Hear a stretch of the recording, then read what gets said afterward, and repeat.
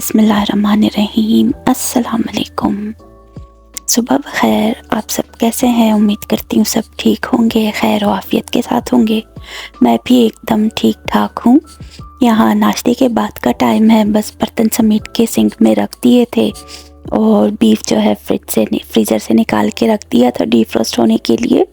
तो बस फिर वो सब काम करके मैं बर्तन धो के ऊपर आ गई थी कि ऊपर के रूम समेटूँ। और कल रात दावत से वापस आके लॉन्ड्री कर ली थी, तो उनको ड्राई भी कर लिया था ड्रायर में, मगर फिर फोल्ड नहीं किया था। तो अभी गई ऊपर फोल्ड करने के लिए। बाकी रूम्स भी समेट लिए, क्लीन कर लिए और उसके बाद फिर वापस नीचे आके मैंने चूल्हा साफ़ करना था। सारा इलेक्ट्रिक स्टोव जो है ऐसे बार बार कुकिंग करने से, रोटियां बनाने से तो बार बार ही गंदा होता है। दिन में 1-2 बार तो लाजमी क्लीन होता है, मगर ऐसे डीप क्लीनिंग तो मैं 2-3 दिन बाद करती हूँ, मगर रोज़ाना गीला कपड़ा या फिर उस तरह से क्लीनिंग कर लेती हूँ।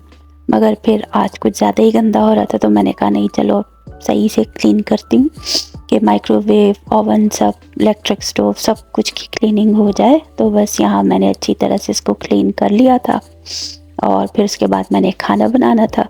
मगर वो क्या है कि जैसे ही खाना बनाओ, रोटियां बनाओ, फिर से वैसे ही जो है हाल हो जाता है। सब कुछ एकदम गंदा गंदा सा हो जाता है कि चूल्हे पे सारा डस्ट वगैरह, गंदगी। खाना बनाओ तो इधर से उधर छींटे उठते हैं, तो वापस से मैला हो जाता है। बस यही सीन करना पड़ता है कि अब क्या करें, कभी साफ़ रहता है, कभी मैला हो जाता है। मगर यही तो काम होते हैं औरत के करने के, तो दिन भर यही करते रहो।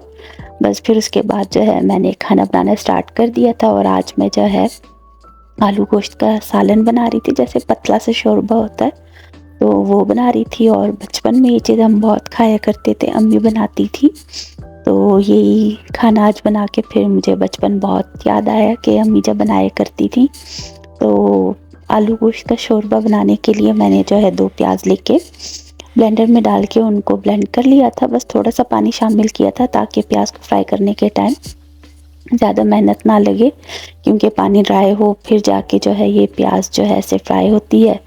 तो इसी वजह से जो है अब यहाँ पे मैंने पैन में जो ऑयल डाल के प्याज जो ब्लेंडर में ब्लेंड किया था तो वो भी शामिल कर दिया। उसको मैं भूनना शुरू कर दिया ताकि इसकी भुनाई अच्छे से हो जाए। फिर हाफ जब भुनने लगा तो उसमें मैंने लहसुन अदरक का पेस्ट शामिल करके और भुनाई की और प्याज को अच्छे से गोल्डन ब्राउन होने दिया, क्योंकि पिसी हुई प्याज है। और अच्छी तरह से जब गोल्डन ब्राउन हो गई तो तकरीबन 3 टमाटर मैंने जो है ग्राइंड करके वो भी इसमें शामिल कर दिए, उसको थोड़ा सा मिक्स किया। और बस फिर उसके बाद जो है इसमें मसाले शामिल कर दूँगी।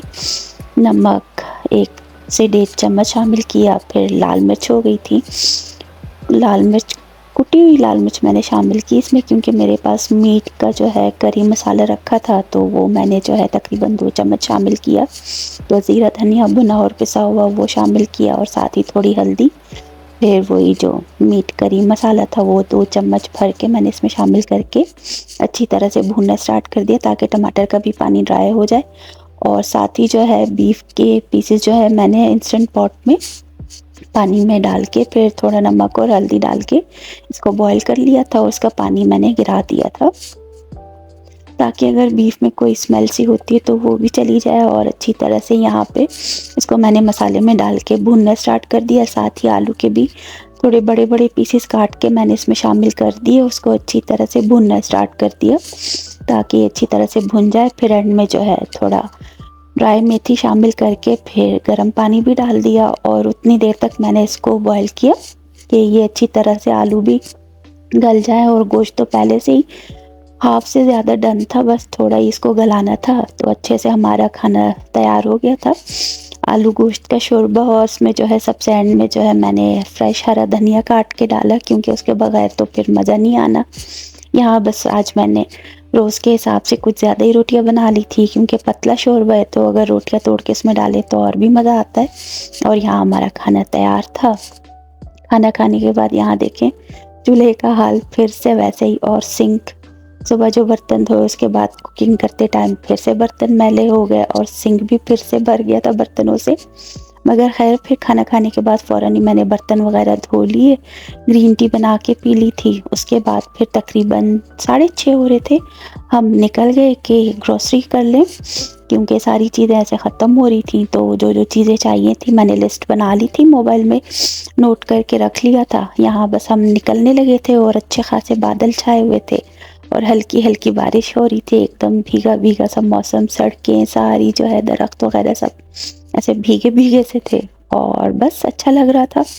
पहले सोचा कि हम इधर करीब में ही जो स्टोर है, रियल कैनेडियन सुपर स्टोर, वहाँ चलते हैं, लेकिन फिर उसके बाद हमारा इरादा बदल गया। हम फिर से वही अपनी रेगुलर जगह चले गए, वॉलमार्ट, क्योंकि वहाँ पे हमें एक तो आइडिया हो गया कि कौन सी चीज़ कहाँ पे रखी है, तो हर चीज़ पिक करने के लिए हमें ईजी रहता है। रियल कैनेडियन सुपर स्टोर भी अच्छा है, बिल्कुल ऐसे जो कराची का मेट्रो स्टोर है बिल्कुल उसी की तरह लगता है मुझे। वहाँ पे भी शॉपिंग करना अच्छा लगता है, कई बार मैं गई हूँ। और मगर ये है कि वहाँ पे चीज़ें फिर आगे पीछे मिक्सअप होती हैं, क्योंकि उतना नहीं किया वहाँ से ग्रॉसरी, तो इसीलिए उतना अंदाज़ा नहीं है। यहाँ हम अपने रजिस्ट्री के पास से गुजर रहे थे, हट्री का जो छोटा सा रजिस्ट्री है, और यहाँ पे एक छोटा सा स्टोर है, एंटीक स्टोर है। यहाँ पे मुझे जाने का बड़ा शौक़ है कि थ्रिफ्ट स्टोर तो देख लिए, बस ये एंटीक स्टोर चेक करना है मैंने किसी दिन जाके। सुकून से और तसल्ली से जाऊंगी और अच्छे से घूम फिर के एंटीक स्टोर देखूंगी कि क्या क्या चीज़ें होती हैं यहाँ पे, क्या मिलता है, कैसा सीन है। तो यही शौक़ है मुझे यहाँ पे भी जाने का, वो भी किसी दिन मैं पूरा कर ही लूँगी। और बस यहाँ हम जो है वॉलमार्ट के करीब पहुँच चुके थे। थोड़ा ही सही फासला था, ज़्यादा दूर नहीं है, वॉलमार्ट घर से भी करीब है, कोई हमें 7-8 मिनट लग जाते हैं, तकरीबन 10 मिनट ही। तो बस यहाँ हम पहुँच गए थे। बाई कार ही आओ तो फिर इतना टाइम लगता है, वरना तो पैदल आने में तो बहुत ही ज़्यादा टाइम लगेगा। मगर खैर वॉलमार्ट पहुँच गए, फिर वहाँ हम एंटर हुए। ट्रॉली ले ली थी मैंने, पहली ट्रॉली ली तो उसके टायर ही सही से नहीं चल रहे थे, उसको फिर वापस रख के मैं दूसरी ट्रॉली लेने चली गई, वो लेके आई। यहाँ स्टोर के अंदर एंटर हुए, फिर सारे ड्रेसेस की तरफ देख रही थी कि कैसी कैसी चीज़ें यहाँ, क्योंकि उनके अपने हिसाब से ज़्यादा ड्रेसेस होते हैं, तो हमारे उतने काम के नहीं है। हमें तो बस जो लॉन्ग टी शर्ट्स मिल जाए, ट्राउज़र्स मिल जाए खुले खुले, तो वही हमारे लिए ईजी रहता है। बस यहाँ पे जो है सबसे पहले स्टार्ट हम हमेशा जो है वेजिटेबल से ही करते हैं कि सीधा यहीं पे एंटर होते हैं।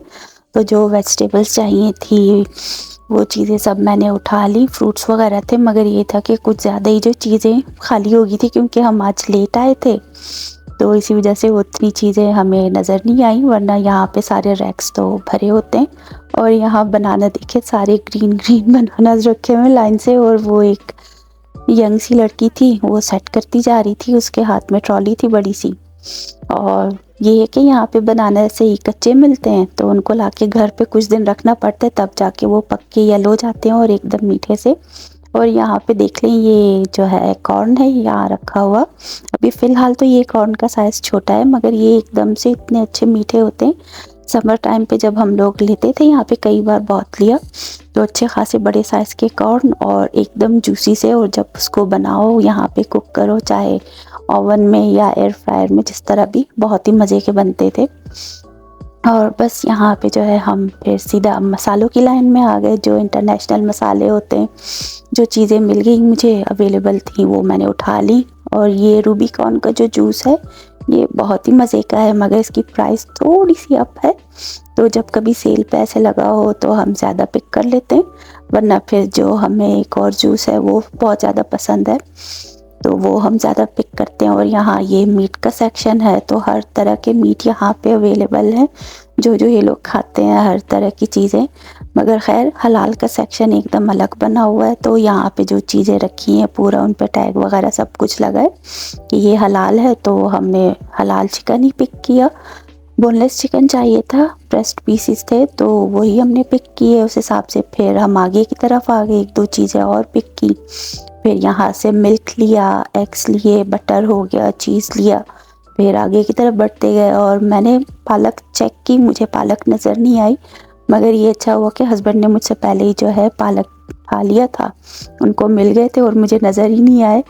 फिर जिंजर गार्लिक का पेस्ट भी आज हमें मिला ही नहीं।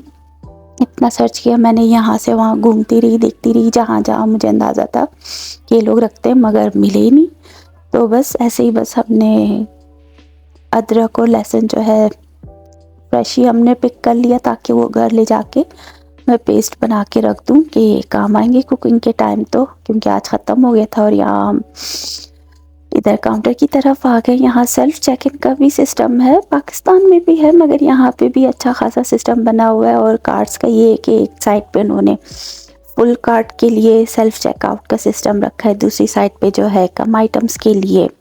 और हम तो एज़ यूजुअल यहाँ काउंटर पे आ गए। वो लड़कियाँ खुद ही जो है जो होती हैं यहाँ काउंटर पे वो ही करती हैं, बिलिंग करते करते यहाँ पे सब चीज़ें जो बिलिंग करती जा रही थी। साथ ही मैं और हस्बैंड जो है एक दूसरे को पास करते हुए वापस ट्रॉली में रख रहे थे। और बैग्स तो हम हमेशा अपने साथ घर से ही लेके आते, ये नहीं है कि रोज़ाना यहाँ पे बैग्स लो।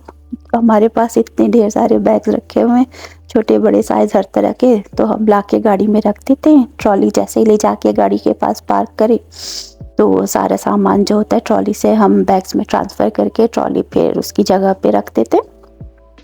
यहाँ बस सारा कुछ हो गया और बिलिंग भी हो गई, पे करके हम फिर निकल आए।